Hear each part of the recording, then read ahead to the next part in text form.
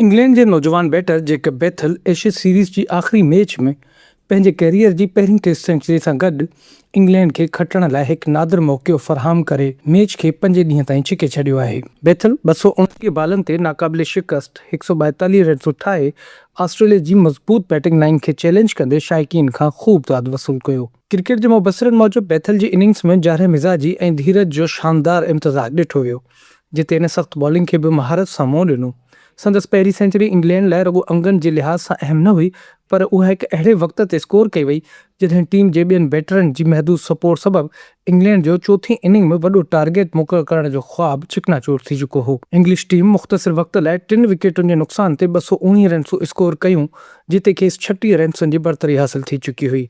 इन मौक़े ते महसूस थी रहियो हो त इहो इंग्लैंड लाइ मुसलसल ॿी कामयाबी हासिल करण जो मौक़ो आहे, पर पोइ हैरी ब्रूक जे आउट थियण ते इंग्लैंड जो हौसलो कमज़ोर थींदे नज़र आयो।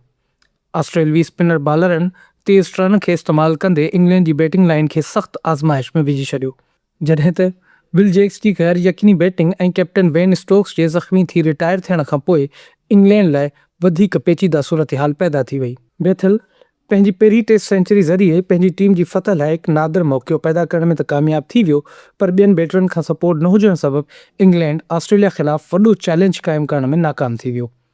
बेथल जी इनिंग्स में डिघी बैटिंग, तेज़ शॉट्स ऐं संदसि कवर ड्राइव्स शाइक़ीन खे तमामु घणो मुतासिर कयो, जिते बेथल न रुॻो सख़्त बॉलिंग खे मुंहुं ॾिनो, पर तेज़ बाउंसरनि ऐं शॉर्ट बॉल्स ते पिणु जारिहाना शॉट्स खेॾिया। बेथल जी इनिंग्स में टेक्निकल क़ाबिलियत ऐं सब्र जो इम्तिज़ाज ॾिसण लाइ मिलियो। हिन पंहिंजी स्टर्फ्स जे चौधारी डेंजर ज़ोन खे संभालियो, सही वक़्त ते बैकफुट शॉट्स खेॾिया ऐं ॾुखियनि बालनि खे डिफेंड करण सां गॾु रन्सुनि में वाधारे खे बि बरक़रार रखियो। इंग्लैंड जे गुण कप्तान सर एलेस्टर कुक ऐं माइकल वॉन बेथल जी हिन इनिंग खे टेक्निकल मास्टर क्लास करार ॾींदे चयो त बेथल जो अंदाज़ ओल्ड स्कूल बैटिंग जो अक्कास आहे, जिते शॉट्स सब्र ऐं समझदारी सां खेॾिया वेंदा हुआ। बेथल जी डिघी बैटिंग, रन्सूं ठाहिण ऐं सख़्त बॉलिंग खे मुंहुं ॾियण वारो अंदाज़ इंग्लैंड लाइ मुस्तक़बिल में उमेद जी रोशनी बणिजी उभरियो आहे। बेथल इंग्लैंड जे उन्हनि रांदीगरनि मां हिकु थी वियो आहे जेके पंहिंजी पहिरीं टेस्ट मैच में सेंचुरी स्कोर करण में कामयाब थिया आहिनि, ऐं संदसि अहिड़ो आगाज़ इंग्लैंड जी टीम लाइ सुठो शगुन आहे। इंग्लैंड जे नौजवान बैटर बेथल जो बालकपण बारबाडोस में गुज़रियो, जिते हिन सख़्त बॉलिंग खे मुंहुं ॾियण ऐं डिघी इनिंग्स खेॾण जी सिख्या हासिल कई। हिन चयो त संदसि बैकफुट शॉट्स ऐं डिघी बैटिंग जी क़ाबिलियत खेसि नंढपण में मिलियल सिख्या जो नतीजो आहे।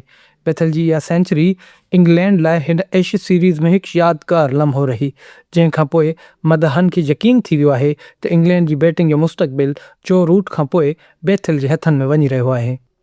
संदसि इनिंग्स न रुॻो इंग्लैंड जी आला टेक्निकल क़ाबिलियत ॾेखारी, पर मुबसरनि खे इहो चवण ते बि मजबूर करे छॾियो त हीउ नौजवान ॼण त ॼाओ ई बैन अवी क्रिकेट लाइ आहे।